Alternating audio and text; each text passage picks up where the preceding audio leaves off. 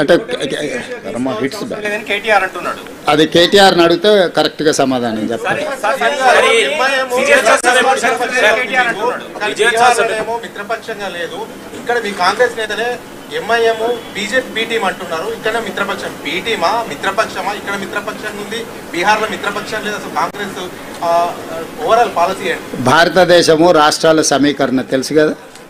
ఏ రాష్ట్రంలో ఆ రాష్ట్రంలో ఉండే నైసర్గిక పరిస్థితులను బట్టి అక్కడ వాతావరణాన్ని బట్టి అక్కడ పంటలు పండుతాయి, అంతేనా?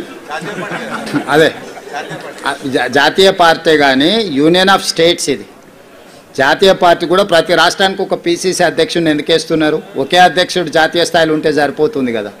ఏ రాష్ట్రాలకు ఆ రాష్ట్రాలకు ఆ స్థానిక పరిస్థితులను బట్టి నిర్ణయాలు తీసుకోవడానికి వెసులుబాటు కాంగ్రెస్ పార్టీ కల్పిస్తుంది. ఆ వెసులుబాటులో భాగంగానే తెలంగాణ రాష్ట్రంలో కాంగ్రెస్ పార్టీ నిర్ణయాలు తీసుకున్నది. మాకు కలిసి వచ్చినందుకు ఎంఐఎంకు మేము ధన్యవాదాలు తెలియజేస్తున్నాం.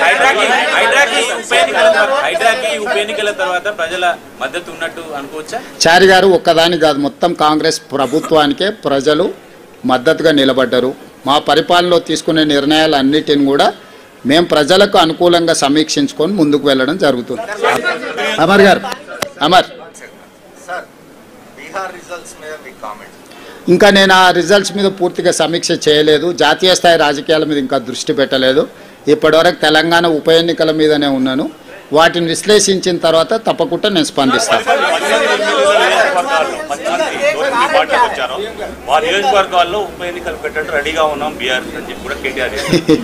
ఇక ఇప్పటి దగ్గర నేను అదే చెప్పిన, మళ్ళా అదే మాటలు మాట్లాడుతున్నాడు.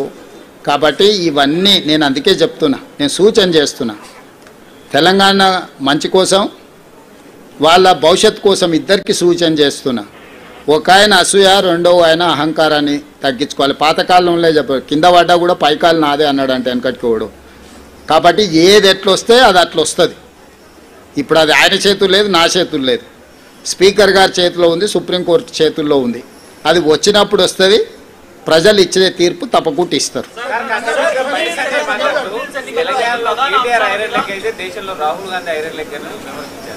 అదే మొత్తం అన్ని పరిశీలించి మొత్తం కలిపి వడ్డిస్తా.